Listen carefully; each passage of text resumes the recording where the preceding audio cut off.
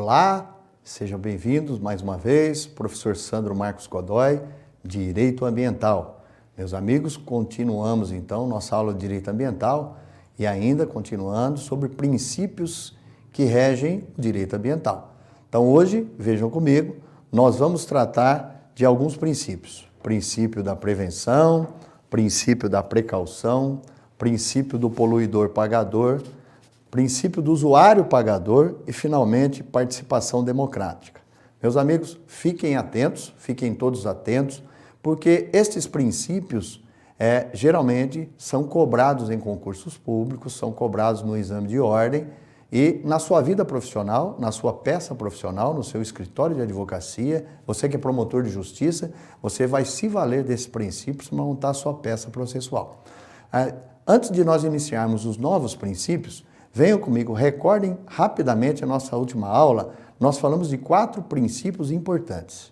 O meio ambiente ecologicamente equilibrado, desenvolvimento sustentável, solidariedade intergeracional e função social da propriedade. Todos esses princípios se revelam interligados. E os princípios que nós vamos tratar agora, o primeiro deles é o princípio da prevenção, depois precaução, depois poluidor pagador, usuário pagador e participação democrática, de uma forma mais intensa ou não, eles estão interligados aos princípios que nós já tratamos nas aulas anteriores. Mais uma vez, meus amigos, lembrando a vocês que todo este material de apoio está à disposição de vocês em um livro publicado em e-book na Amazon pelo professor Sandro Marcos Godoy, está à disposição de vocês. Direito ambiental objetivo e descomplicado. Esse material está lá em abundância, espero que você faça bom uso dele. Meus amigos, primeiro deles, vamos lá, ó. Princípio da prevenção. O que trata o princípio da prevenção? Percebam, meus amigos, eu tenho que antever, eu tenho que prevenir os acontecimentos negativos das minhas ações em relação ao meio ambiente. É importante que se diga que o meio ambiente é um patrimônio tão importante, que transcende o interesse individual. É um interesse transindividual, como nós já afirmamos várias vezes. E o meio ambiente tem um problema. Às vezes as questões jurídicas dão solução aos danos que nós cometemos. Não é? Se eu cometo lá um acidente de trânsito, é possível reparar, às vezes, os danos materiais que eu cometi. Né? Se eu colidir com um veículo, eu tenho condições de recuperar esse veículo ou substituir esse veículo. O problema é que, em relação ao meio ambiente, nem sempre nós temos essa sorte. Por mais que nós possamos agir, por mais que nós nos preocupemos, dificilmente nós vamos conseguir restabelecer o meio ambiente ao que nós chamamos de status quo ante a sua degradação, o estado anterior à sua degradação. Então surge no direito ambiental uma visão importantíssima para o mundo jurídico, que é prevenir e precaver o dano ambiental. Eu tenho que tentar evitar ao máximo as ações negativas ambientais, porque nem sempre eu conseguirei restabelecer o status quo ante a degradação. Imagine as tragédias que nós tivemos ambientais em Mariana, em Brumadinho, como recompor esse prejuízo ambiental? Por mais que as empresas, por mais que o Ministério Público, por mais que o poder público e a sociedade civil estejam preocupadas em reparar, em rever, jamais é possível reconstruir o status quo ante, pelo menos é a minha opinião.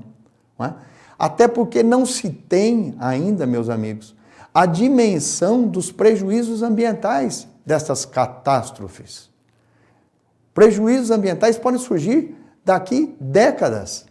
Então perceba, qual é o interesse do direito ambiental? Prevenção.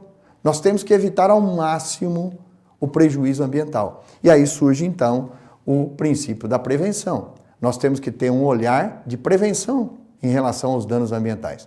Por isso que nós temos que fazer previamente, às vezes, um estudo de impacto ambiental.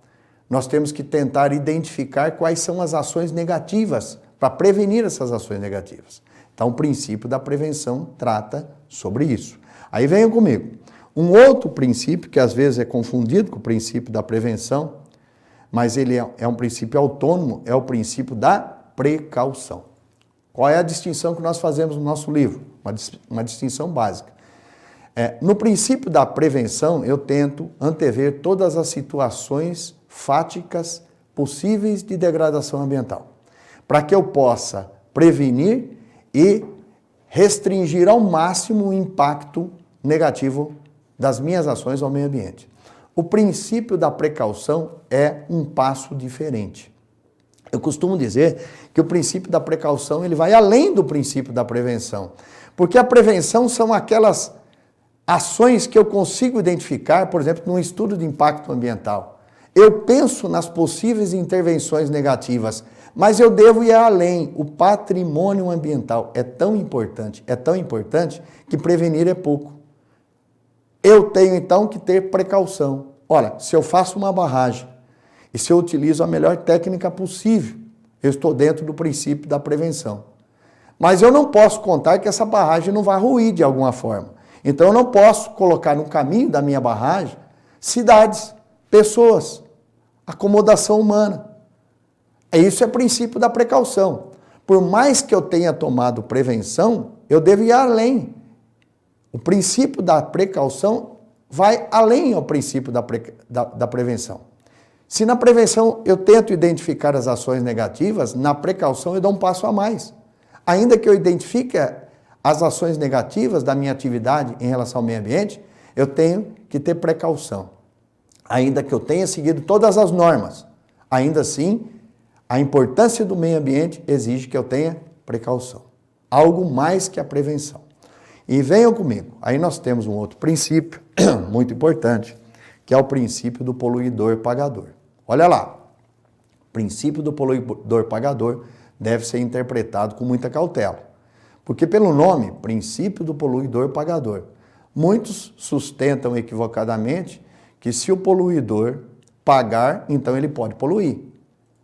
Então uma grande empresa, pelo princípio do poluidor-pagador, desde que ela polui, mas pague, está tudo ok. Não é verdade. A ideologia, o sentimento do legislador pelo princípio do poluidor-pagador não é esse. O princípio do poluidor-pagador não quer estabelecer um compromisso da empresa que polui pagar. Não é esse o objetivo. É desestimular a empresa a poluir. E se ela poluir, ela tem que pagar. Então, muita cautela na interpretação do princípio do poluidor-pagador. O princípio do poluidor-pagador não é um salvo-conduto para que a empresa que polui possa poluir desde que ela pague. Até porque vocês sabem que nas questões de desenvolvimento, as questões econômicas de uma empresa, muitas vezes fica muito mais barato poluir e pagar do que não poluir. Muitas vezes é mais barato, o custo é menor, poluir e pagar do que tomar precauções e prevenções para não poluir. Estabelecer novas tecnologias que impeçam a poluição. Então, cuidado, não podemos dar uma interpretação incorreta ao princípio do poluidor-pagador. Fiquem atentos. Um outro princípio, tão importante quanto o princípio do poluidor-pagador, é o princípio do usuário-pagador. Olha lá. O princípio do usuário-pagador se liga de alguma forma ao princípio do poluidor-pagador, mas não é a mesma coisa. O que o legislador quer estabelecer é um compromisso social. Se eu, usuário, de alguma forma, eu contribuir para a degradação ambiental, eu tenho que pagar por isso. Essa é a ideia do princípio do usuário-pagador. Ainda que eu não tivesse a intenção primordial de poluir, se eu contribuir de alguma forma, eu tenho que se sustentar economicamente esse prejuízo. Esta é a visão do princípio do usuário-pagador. Então não é só aquele que produz, que degrada o meio ambiente, que tem que pagar. Eu, usuário, também tenho um compromisso social. Lembro vocês, eu remeto vocês mais uma vez ao artigo 225 da Constituição Federal, que estabelece o quê? Aquilo que o professor Sandro chama de direito-dever. Se todos têm direito ao meio ambiente ecologicamente equilibrado, ao mesmo tempo, todos têm um dever para a manutenção do meio ambiente ecologicamente equilibrado. Não é só o poder público, é toda a comunidade. Lembra da segunda parte do artigo 225 da Constituição Federal? Então o usuário pagador, ele entra nesse contexto. E o usuário também tem um compromisso social de alguma forma compensar o prejuízo ambiental. Finalmente, meus amigos, participação democrática. O princípio da participação democrática também está interligado, relacionado com o artigo 225 da Constituição Federal. Participação democrática por quê? Perceba que o artigo 225, ele inicia com a expressão todos têm direito ao meio ambiente ecologicamente equilibrado. Em nossa primeira aula, nós tratamos da dimensão dessa expressão todos. Ela não é restritiva, ela é extensiva. Se todos têm direito ao meio ambiente ecologicamente equilibrado, todos têm o direito democrático de participar dessas questões ambientais. Por isso que nós temos que ter, por exemplo, audiências públicas. Se eu vou ter um empreendimento com impacto ambiental numa determinada região, eu tenho que ter audiências públicas. Porque todos têm direito de participar dessa gestão ambiental. Ela é a mais democrática possível. E sabe por quê? Porque não é só um direito, também é um dever. O 225 na segunda parte, como eu lhes disse ainda há pouco, estabelece um dever, um direito-dever. Se todos têm direito, ao mesmo tempo, estes todos têm um dever para com a preservação ambiental.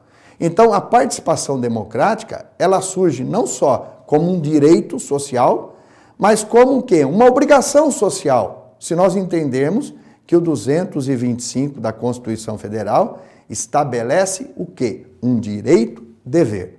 Então, a participação democrática, o princípio da participação democrática, ele amplia a participação social. Não só ao poder público, mas a todos que direta ou indiretamente têm um direito e, ao mesmo tempo, um dever para com a preservação ambiental. Muito obrigado, fiquem com Deus, até a próxima aula.